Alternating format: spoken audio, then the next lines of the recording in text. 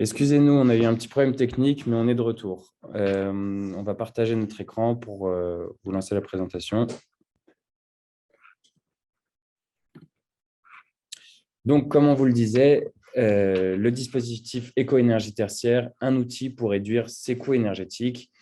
Voilà, on va vous présenter comment on peut y arriver et faire de cette opportunité, enfin, faire de cette contrainte réglementaire une opportunité financière, mais aussi environnementale. Je vais me présenter. Donc, je suis Édouard, je travaille chez Citron depuis 4 ans et je suis responsable de l'équipe commerciale sur la vente côté privé. Et je suis avec Bastien. Et pour ma part, donc j'ai rejoint Citron il y a quelques mois et je travaille dans les équipes d'Edouard sur le marché privé aussi. Petit sommaire qu'on va vous envoyer. L'objectif, vous présenter rapidement Citron, les enjeux. On va pas trop s'étendre sur le décret tertiaire, sauf si vous avez beaucoup de questions à ce sujet. Mais on va y aller assez rapidement, puisque normalement, vous avez déjà pas mal de ressources sur la thématique. Les différents types d'investissements, les résultats concrets qu'on a observés chez certains de nos clients et quelques dispositifs financiers, notamment les C2E, pour avancer dans la démarche. Citron, vous commencez à nous connaître maintenant, quelques gros chiffres, 10 millions de chiffre d'affaires, 100 salariés. On est une PropTech, une GreenTech, une société de conseil en efficacité énergétique et on travaille avec les sociétés, aussi bien publiques que privées, qui ont des grands parcs immobiliers en les accompagnant à réduire leur consommation énergétique au travers de deux choses, grâce à deux choses. Une plateforme qui permet d'automatiser tout ce qui est chronophage et à faible valeur ajoutée, qui permet d'homogénéiser une donnée qui vient de sources hétérogènes. Je pense aux données de facture, données distributeurs, Théo. données météo, données météorologiques, capteurs, IoT, etc. etc. Et on associe cette plateforme à un bureau d'études, donc des ingénieurs spécialisés en efficacité énergétique, qui sont là pour vous accompagner, notamment sur la réponse à vos contraintes réglementaires type audit énergétique réglementaire, décret tertiaire, bientôt décret BAX, d'ailleurs dès maintenant décret BAX, et aussi à des accompagnements sans contraintes réglementaires sur de l'énergie management, donc de l'efficacité énergétique. Donc, tout ça, ça soulève un certain nombre d'enjeux. On en a listé 4 ici, des enjeux environnementaux. Si on prend l'exemple du climat, avec le réchauffement, on en entend parler au quotidien. Des enjeux géopolitiques. Dans 2 jours, ça fera maintenant 1 an, malheureusement, qu'il y a la guerre entre l'Ukraine et la Russie. Des enjeux réglementaires avec le décret tertiaire, le décret BAX, les audits aussi, si on remonte un petit peu dans le temps, et des enjeux financiers qui sont forcément liés à toutes les entreprises et tout type d'activités. Et donc, tout ça, finalement, se recentre sur l'énergie, qui est notre domaine d'expertise. Vous l'avez sans doute vu sur les enjeux financiers, pour ceux qui ont contractualisé sur de l'achat d'énergie avant Covid ou juste pendant le premier confinement, vous avez des coûts énergétiques qui sont très avantageux par rapport à ce qui se négocie actuellement. Parfois, ça fait du x2. On a vu dans certains cas du x3 en termes de coûts énergétiques. Donc, ce n'est pas neutre. Même si en France, on reste un pays sur lequel le coût énergétique est plus faible que nos voisins européens, ça commence à être regardé de plus en plus attentivement chez nos clients, puisque les coûts ont explosé. Ces enjeux environnementaux et ces enjeux géopolitiques, finalement, ont entraîné ces enjeux réglementaires et financiers. Les enjeux réglementaires, vous l'avez vu avec le décret tertiaire, décret BAX, audit énergétique réglementaire, c'est toujours la même chose en France. On commence par inciter, ensuite on réglemente et ensuite on sanctionne s'il n'y a pas atteint des objectifs.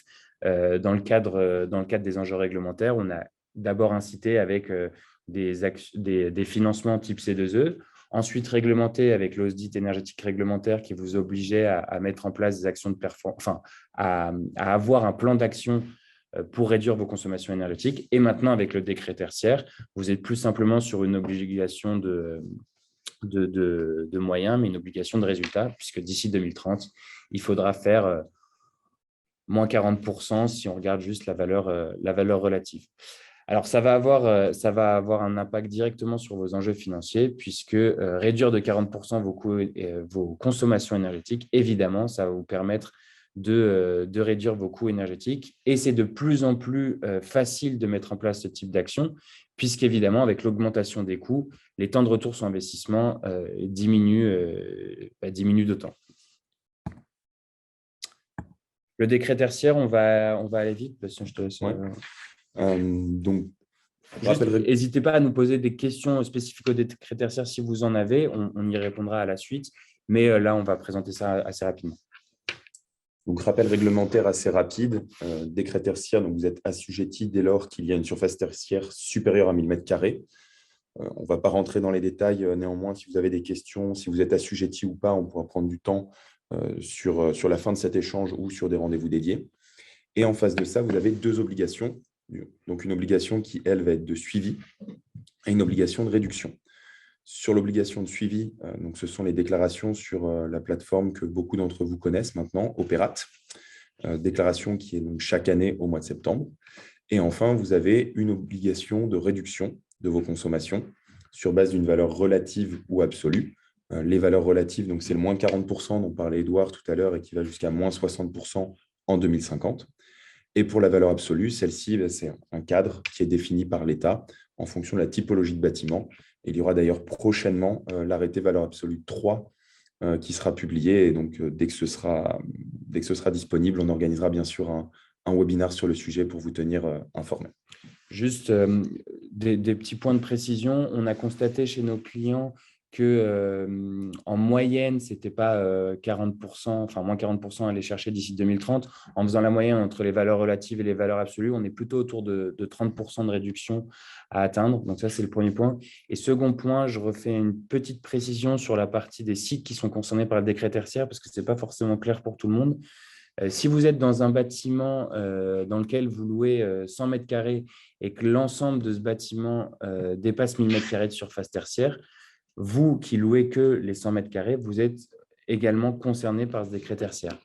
Donc voilà, d'ailleurs que vous ayez 1 m², 10 m² ou 990 m², vous serez concerné si la somme des surfaces tertiaires de l'ensemble de l'immeuble est concernée par plus de 1000 m² de surface tertiaire. Donc, en face de ça, vous avez beaucoup d'éléments finalement à déclarer, des éléments qui sont divers et variés, des données qui ne sont pas toujours simples à récupérer. Donc, l'idée à retenir ici, au-delà des différents points et qu'on partagera bien sûr à l'issue de l'échange, finalement, c'est de faire confiance à un tiers qui peut être Citron, notamment, sans trop de surprise ici, pour s'occuper de ces déclarations qui sont faites par notre équipe d'Energy Manager, qui, eux, ont l'habitude de traiter ces dossiers-là, qui vont pouvoir récupérer des données. Donc, quand on parle de récupérer des données, ça peut être des données sur le bâtiment, ça peut être des données fournisseurs, distributeurs. Si vous avez changé de fournisseur d'énergie aussi, si vous venez d'arriver dans un bâtiment, parce que là, on parle du décret tertiaire aujourd'hui, mais votre parc va être amené à évoluer. Donc, chaque année, ce ne seront pas forcément les mêmes déclarations que vous allez faire. Et c'est tout l'idée de l'accompagnement de Citron. Voilà, ça on a développé une méthodologie qui nous permet évidemment gagner du temps sur les je ne sais plus combien de déclarations Opérate on a fait depuis maintenant 1 an, mais c'est plusieurs milliers de sites qu'on a accompagnés sur le sujet. Donc voilà, en plus d'automatiser une partie des choses, on a créé une méthodologie qui nous permet d'aller réaliser cette action rapidement. Donc voilà, l'idée de cette slide, c'est un peu vous dire, c'est complexe, ce n'est pas très intéressant. On a réussi à automatiser et créer une méthodologie efficace, donc n'hésitez pas à faire appel à nous. Deuxième point sur ce décret tertiaire, vous l'avez compris, vous avez la possibilité de moduler sur les objectifs de ce décret tertiaire pour diverses raisons. Vous voyez, la première ici sont les aspects d'un site classé ou labellisé. Donc là, l'idée, c'est que si vous êtes sur un site qui est classé, vous n'aurez pas la possibilité d'isoler le bâtiment par l'extérieur, parfois même de l'intérieur. Vous allez donc pouvoir moduler des gains énergétiques qui seraient entraînés par ce type d'action de performance, si et seulement si vous avez mis en place le reste des actions. Pour moduler, dans ce cas précis, il faut faire appel à pour créer votre dossier technique de modulation, ici, il faut faire appel à un architecte qui certifie que vous êtes bien sur un site classé.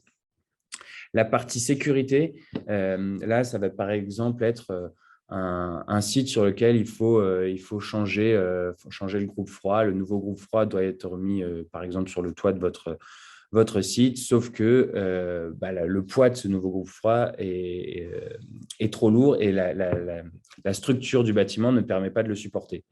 Dans ces conditions, on va pouvoir moduler si et seulement si on a mis en place le reste des actions de performance énergétique. Et il faudra pouvoir prouver dans le dossier technique de modulation que le poids de cette action et de ce groupe froid est trop lourd par rapport à la structure. Le volume d'activité, si vous êtes sur un site qui est ouvert 5 jours sur 7 depuis des années et qu'en 2024, il devient ouvert 7 jours sur 7, vous allez pouvoir également moduler là par votre volume d'activité. L'idée, c'est de dire que ce n'est pas parce que vous avez une consommation énergétique qui augmente que vous êtes moins efficace énergétiquement. C'est simplement que vous avez une intensité d'usage du bâtiment qui est plus importante et donc vous pourrez moduler de ce volume d'activité. Et enfin, le coût d'action.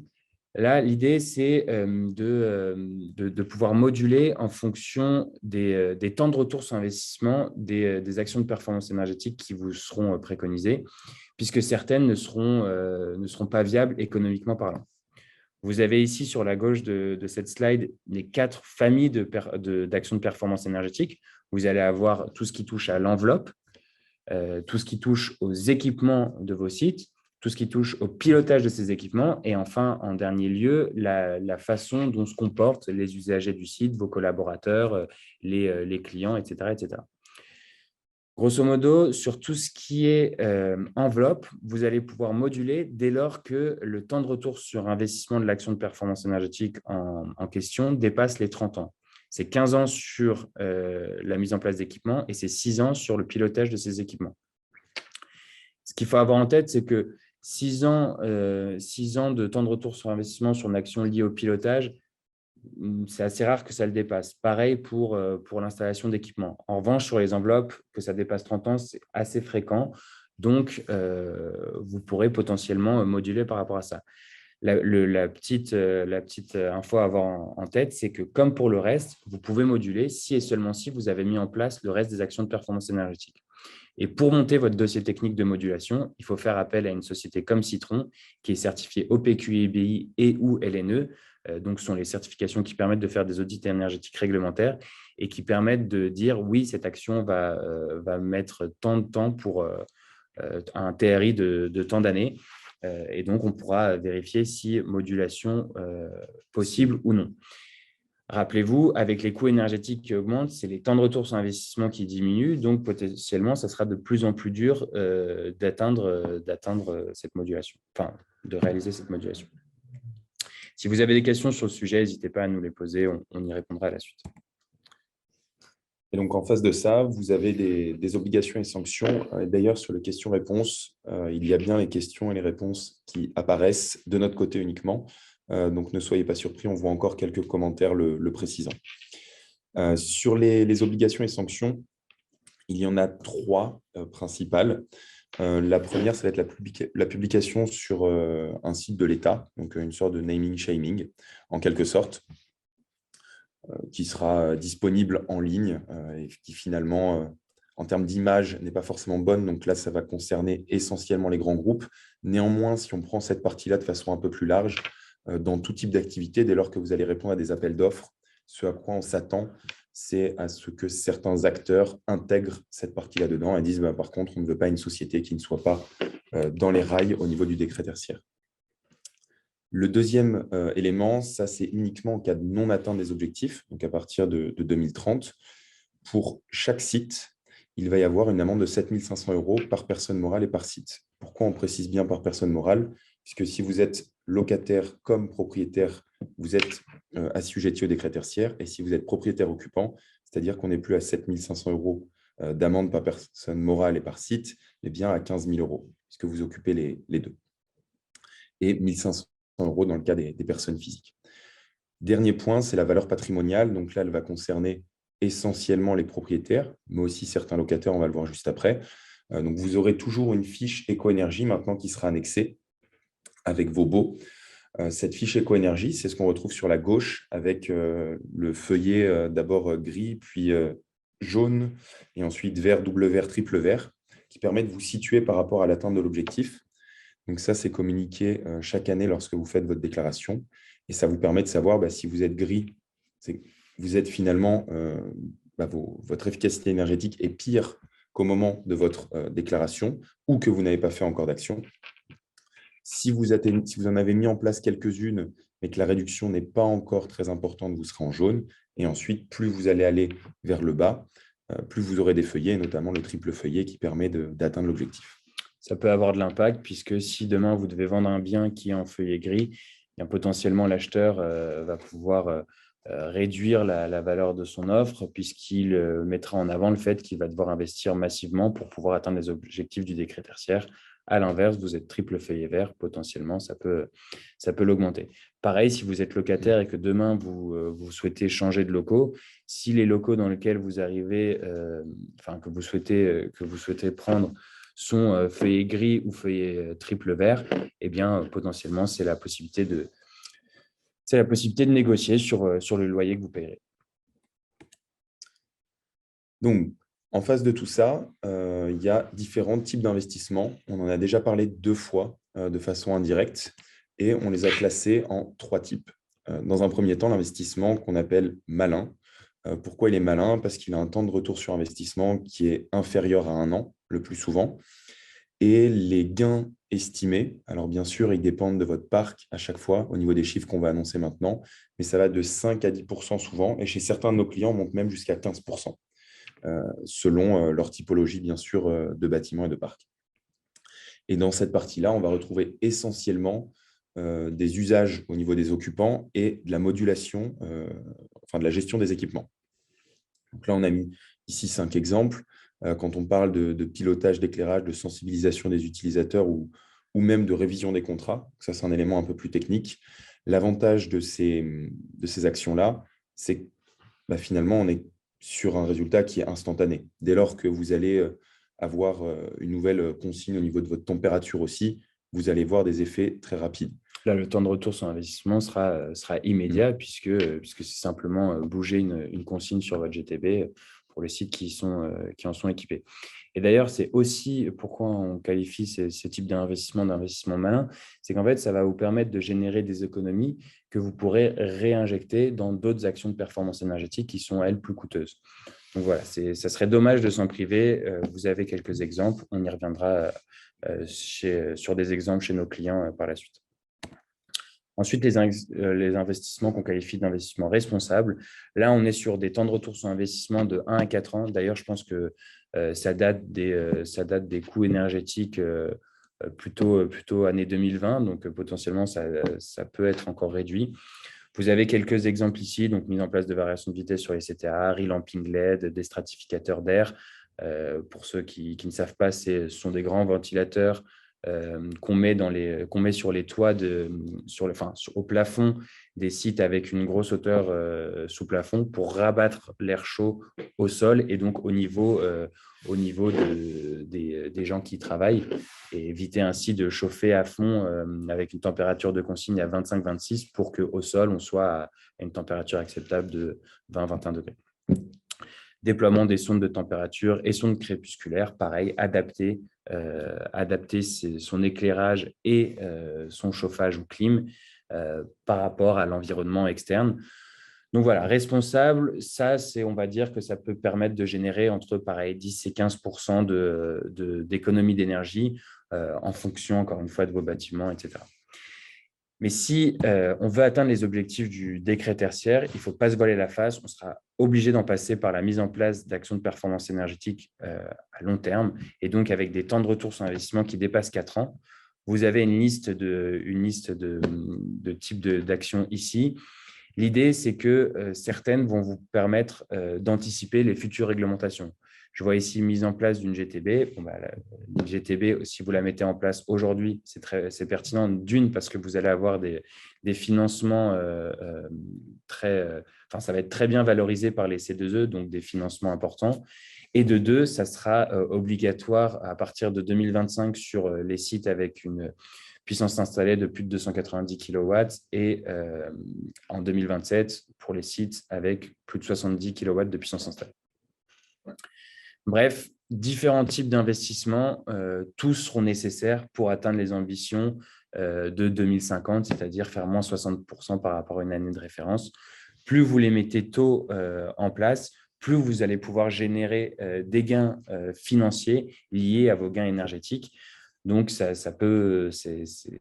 intéressant de prendre le train en marche le plus tôt possible, notamment aussi parce que vous allez avoir des financements plus intéressants au travers des CE2E, par exemple. Des résultats concrets. Alors, ici, on vous rappelle deux définitions qui sont notre interprétation de l'efficacité énergétique et de la sobriété, l'interprétation de Citron. Hein.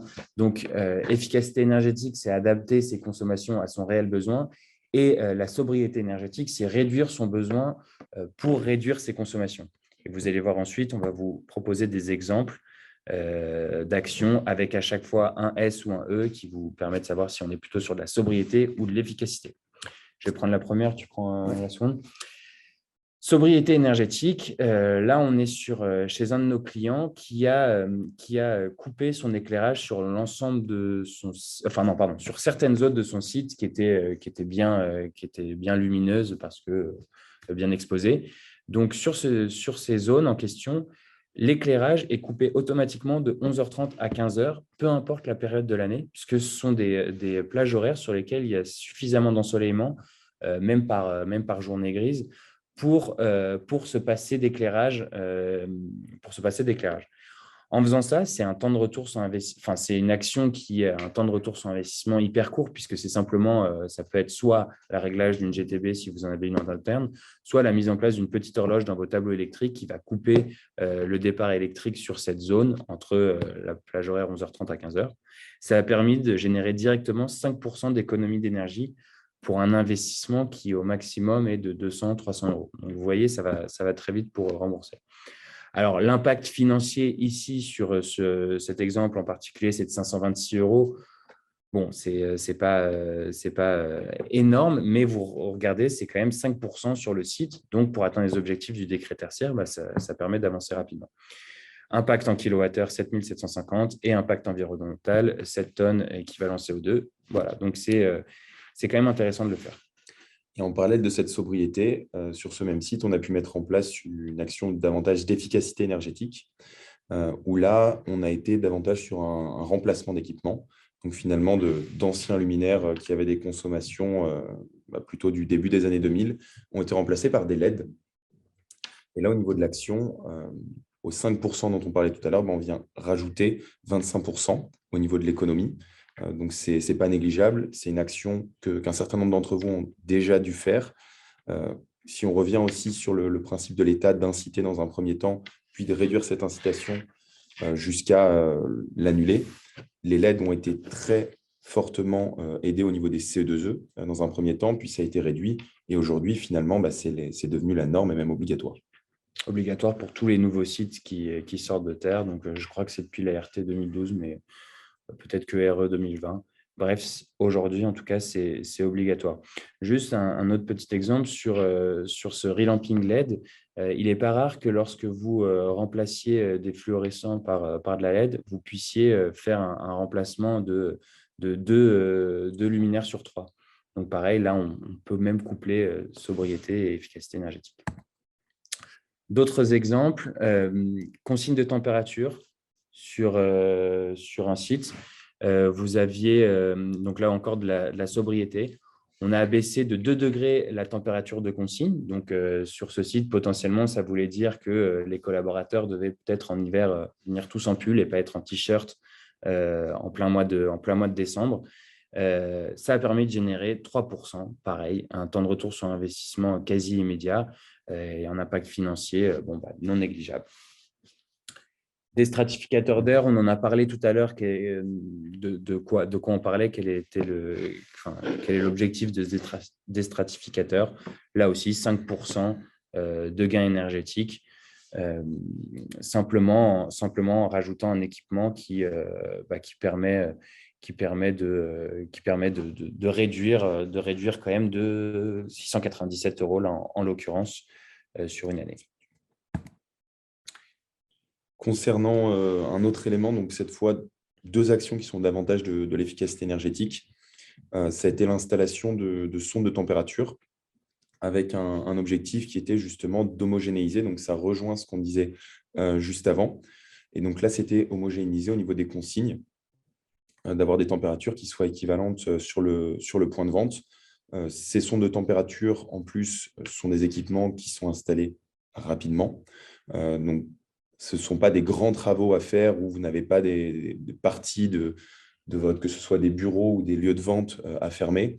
C'est installé très rapidement sur le site et derrière, bah, pareil, vous allez pouvoir connecter ça si vous l'avez à des GTB. Nous, c'est des données qu'on peut remonter aussi sur Citron dans le but de voir vos actions d'efficacité énergétique avec les résultats très rapidement. Et donc là, en termes d'impact financier, c'est intéressant puisqu'on parle de 6 700 € si on l'arrondit, et surtout une réduction de consommation qui est quand même de 17%, avec un impact en kilowattheure et en tonnes équivalent CO2 qui commence à être conséquent. Pourquoi on a, dans ce cas précis, on a installé 3 sondes de température? Parce qu'en fonction de l'exposition du bâtiment, certains endroits étaient plus frais que d'autres, au contraire, certains plus chauds. Avoir ces 3 sondes de température réparties sur le site permettait en fait d'adapter le chauffage en fonction des parties du site et donc d'homogénéiser les températures de consigne. Sonde crépusculaire, là encore, ça vient se calquer sur des éléments extérieurs, donc en l'occurrence la luminosité à l'extérieur.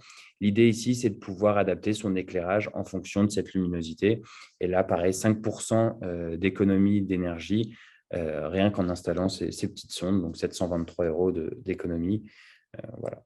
Tout ça cumulé, vous voyez que ça peut générer. Alors, il y a des gains qui se couplent, hein, donc ça ne ferait pas 5% et 25%, mais vous voyez qu'il y a quand même pas mal de gains énergétiques à les mettre en place pour des impacts financiers qui sont assez limités, qu'on peut suivre dans la plateforme, que ce soit au niveau des résultats, mais aussi dans le cadre des sondes de température, de pouvoir les suivre en temps réel. Les C2E, on va s'arrêter 2-3 minutes là-dessus. Donc, vous connaissez le principe, il s'agit du principe de pollueur-payeur, c'est-à-dire que les producteurs d'énergie en France sont dans l'obligation de financer les actions de performance énergétique, aussi bien dans le privé que dans le public, et même pour les particuliers. Et comme on vous le disait tout à l'heure, c'est toujours la même démarche. D'abord, des actions sont très, très bien valorisées, puis un peu moins, puis ça devient obligatoire. On a vu l'exemple avec les LED, mais aussi avec les GTB, avec ce décret Bax. C'est un levier financier qui est important, puisque dans certains cas, ça vous permet d'avoir des devis même à 1 € en fonction des actions. On a pas mal de partenaires avec qui on travaille chez Citron qui peuvent vous accompagner dessus. Et nous, notre objectif, c'est un peu d'être le tiers de confiance et de pouvoir suivre l'atteinte des financements qui étaient envisagés lors du démarrage de la mission. Hop. Nos solutions. Vous l'avez compris, chez Citron, c'est notre métier. On accompagne nos clients sur ces différentes actions de performance énergétique. Grâce à nos ingénieurs, on peut suivre ces informations directement dans la plateforme. Donc, n'hésitez pas à faire appel à nous pour ceux qui ne l'ont pas déjà fait. J'imagine que parmi les participants, il y a un certain nombre de clients. On a pas mal de références donc dans un peu toutes les typologies de sites tertiaires. Donc voilà, l'idée c'est vraiment de faire appel à une solution qui est éprouvée, notamment dans le décret tertiaire, audit énergétique réglementaire et suivi des réductions de consommation. Garder la mémoire et favoriser la transmission. Garder la mémoire, pourquoi? Parce qu'on peut tout mettre à l'intérieur de la plateforme et donc pouvoir véritablement suivre vos évolutions, voir comment vous avancez dans le cadre notamment du décret tertiaire, si le rythme est suffisamment soutenu, si au contraire, vous avez un peu plus de marge. Et maintenir les organes des bâtiments en bonne santé. Une bonne gestion d'un bâtiment, ça permet un bâtiment plus durable et donc une utilisation du bâtiment en question plus longue. Je pense qu'on est bon au niveau de la présentation. Ce qu'on va faire maintenant, alors on n'a pas le même jingle que dans C'est à vous. Néanmoins, on va revenir à vos questions qui ont été posées. On en a vu un certain nombre. Alors, Il y en a pas mal, hein. donc là, on a une question assez intéressante de 50-RSE qui justement se demande comment faire pour les déclarations des consommations lorsqu'on a un bâtiment seulement depuis mi-2021 ou 2022. Donc ça, c'est un très bon sujet, une question qu'on a souvent en ce moment. Donc, si c'est un bâtiment qui va être neuf ou qu'il n'y avait pas de locataire avant ou de propriétaire, dans ce cas, vous allez déclarer l'année 2022, en l'occurrence, qui va être pleine, puisque les années 2020 et 2021 ne sont pas prises en compte au niveau des déclarations du fait du Covid. Donc, vous prendrez l'année 2022 dans un cas comme celui-ci. Donc ici, l'idée, c'est dès que vous avez une première année d'exploitation pleine, eh bien, ça servira d'année de référence. Alors, il y a des questions auxquelles on n'a pas les réponses, hein. Combien de mètres carrés ont été saisis sur Opérate? J'imagine que la question porte pour l'accompagnement Citron. C'est une donnée qui est intéressante, mais là, qu'on n'a pas en tête. Écoutez, on viendra vers vous à ce sujet. Une autre question sur l'arrêté modificatif valeur absolue 3. Donc, alors c'est la question à 1 million. Quand est-ce que va sortir cet arrêté? A priori, c'est sur le courant du premier trimestre de cette année. Donc, ça devrait plus tarder. Dès qu'il sort, on vous promet, il y aura un webinaire qui décryptera cet arrêté et qui vous permettra en fait de gagner du temps parce que bon, c'est pas forcément des choses qui sont hyper simples à appréhender quand on n'est pas expert. Voilà. Donc on vous décryptera et on vous vulgarisera tout ça pour que ça soit compréhensible pour tout le monde. Alors ici, une autre question sur le graphique qui doit être annexé au nouveau beau signé. J'imagine qu'on parle de la notation écotertiaire. Donc celui-ci, en effet, doit être annexé au document. Donc c'est bien un élément et si besoin, vous le retrouverez à nouveau dans la présentation, c'est stipulé. Alors, le graphique en tant que tel ne sera pas annexé à vos documents de vente, hein. C'est simplement la notation éco-énergie. Donc, pour rappel, feuillet gris, vert, double vert, triple vert. Et ces feuillets sont calculés automatiquement suite à vos déclarations sur la plateforme Opérate. Ils seront annexés à vos documents de vente et, si je ne dis pas de bêtises, vous devrez également les afficher dans le bâtiment en question, voilà, au vu et au su de tout le monde. Cette question-là. Les attestations annuelles pour la première déclaration ont-elles été délivrées? En ce qui me concerne, je ne les ai pas reçues. Les attestations annuelles. Bonne question. Ça, je ne sais pas si tu as l'info. De notre côté, je sais qu'on a reçu des attestations. Maintenant, on va se renseigner un petit peu plus en détail auprès des energy managers pour avoir l'information plus exacte. J'imagine que l'idée, c'est de pouvoir informer soit votre locataire, soit votre propriétaire si vous l'avez fait vous-même ou inversement être prévenu. On vous fait un retour là-dessus dès que possible. Alors, question suivante. Pouvez-vous nous rappeler l'année de référence où le taux de moins 40% de nos consommations énergétiques doit être atteint? Où est-ce le plus tôt possible? Alors, l'année de référence, c'est entre 2010 et 2019 et vous avez jusque 2030 pour faire moins 40% par rapport à ça, par rapport à cette année de référence, ou alors répondre en valeur absolue. Et donc, grosso modo, ce sont des consommations au mètre carré avec des arrêtés qui sortent au fur et à mesure. Alors, on a une question de la part d'Aline sur l'impact moyen que l'on mesure avec les actions de sobriété énergétique à date.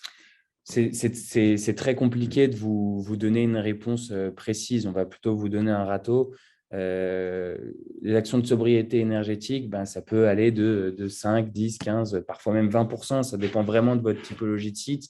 Prenons par exemple un site de stockage qui n'est pas chauffé, sur lequel, en termes d'usage, vous avez peut-être un petit peu de ventilation et surtout de l'éclairage. Sur un site de ce type, passer une consigne qui fait que toutes les lumières s'éteignent automatiquement de je sais pas moi, 8 heures du soir à 8 heures du matin, si ce n'était pas le cas avant, vous êtes à plus de 50% d'économie d'énergie. Donc, vous voyez, ça dépend vraiment. Mais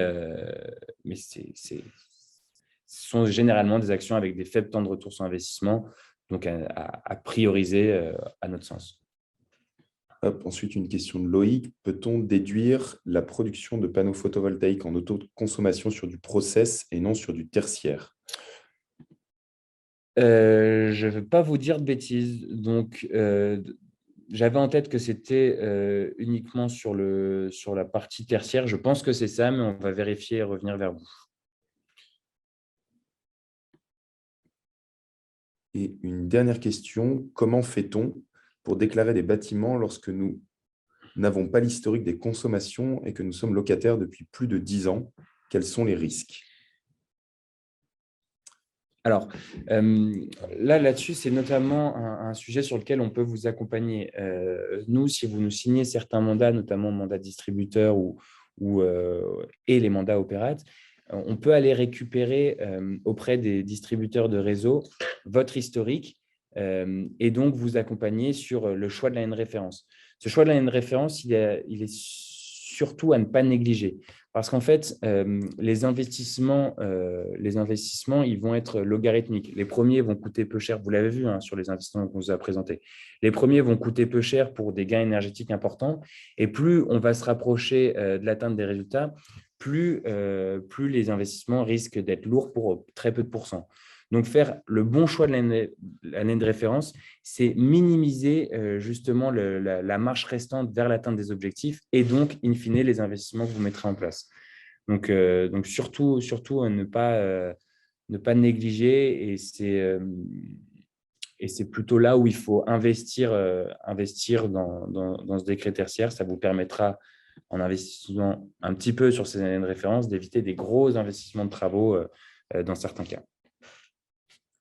Alors, question suivante. Dans le cas d'un bâtiment en copropriété, c'est le responsable juridique de l'établissement exploité qui est responsable de créer l'EFA, qui est responsable de l'IUB, les X copropriétaires. J'imagine que c'est une suggestion. Et derrière, est-ce bien l'exploitant qui déclare l'EFA? Alors, je vais la relire, je vous demande un instant.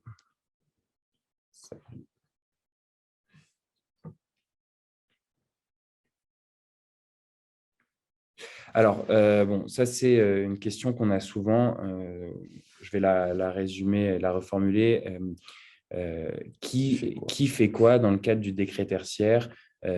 Qui est en charge de la déclaration? Qui est en charge des actions de performance énergétique, etc. etc. Jusqu'à maintenant, le décret tertiaire n'a pas normé cette relation entre copropriétaires, locataires, propriétaires, syndics, etc. L'idée de ne pas avoir normé là-dessus, c'est de faire place à l'intelligence collective. Après, il faut avoir en tête que le décret tertiaire, depuis qu'il est sorti, il a déjà largement évolué. Donc, ce n'est pas impossible que d'ici quelques mois, quelques années, ça soit beaucoup plus réglementé et que chacun ait vraiment son rôle. Pour l'instant, ce n'est pas le cas. Donc, il n'y a rien qui dit que c'est au locataire de créer le FA, ni au propriétaire de le faire. Il faut surtout, à date, échanger entre les différentes parties prenantes pour déterminer qui le fera. On va peut-être prendre 2 dernières questions et après, on se quittera. Toujours l'année de référence. Alors, bonjour. Bonjour, pardon. Bonjour, l'année de référence est déterminée en fonction du maximum de consommation. Rien ne vous oblige à prendre une année de référence sur l'année où vous avez le plus de consommation, mais c'est conseillé puisque ça vous permettra de diminuer la marge restante par rapport à où vous en êtes aujourd'hui, VS, cette année de référence. Pour rappel, l'année de référence, ce n'est pas uniquement des consommations, c'est des consommations corrélées à la rigueur climatique. Donc, il faut bien faire le travail de mettre ces deux, de faire d'unifier en fait le tout. Exactement. Parce que sinon, vous allez sans doute vous dire c'est en 2016 que j'ai le plus consommé, sauf qu'en fait, corrélé au DJU, finalement, la meilleure année, c'est 2014. Donc, voilà, il ne faut surtout pas oublier de faire ça. Sinon, vous risquez de ne pas prendre la meilleure année de référence possible. Et c'est là aussi un point sur lequel on peut vous accompagner chez Citron. On a l'habitude de le faire avec une méthodologie qui nous permet d'aller vraiment chercher la meilleure période. Sachez que ce n'est pas forcément des années des années pleines, enfin des années calendaires, ça peut aussi être 12 mois glissants. Donc, pareil, si on peut générer quelques pourcentages de moins en allant chercher de mars 2018 à février 2019, eh bien, autant le faire plutôt que de prendre soit tout 2018, soit tout 2019. Dans certains cas, c'est plus intéressant. Voilà, alors on a pu répondre à un certain nombre de vos questions. Pour ceux pour qui on n'a pas toute la réponse ou qu'une partie de la réponse, on reviendra vers vous après avoir récupéré une information nette et précise. Merci de nous avoir suivis. On reste disponible voilà, hors de ces rites webinaires pour vous accompagner. Donc, n'hésitez pas à nous contacter directement. Vous avez toutes les informations sur notre site internet, citron.io. Et puis, on revient rapidement vers vous avec d'autres webinaires sur d'autres thématiques, pas forcément liées au décret tertiaire, même si c'est quand même le sujet qui est assez demandé par nos clients, puisque c'est le sujet du moment. Merci à tous. Merci beaucoup. Au Au revoir. revoir.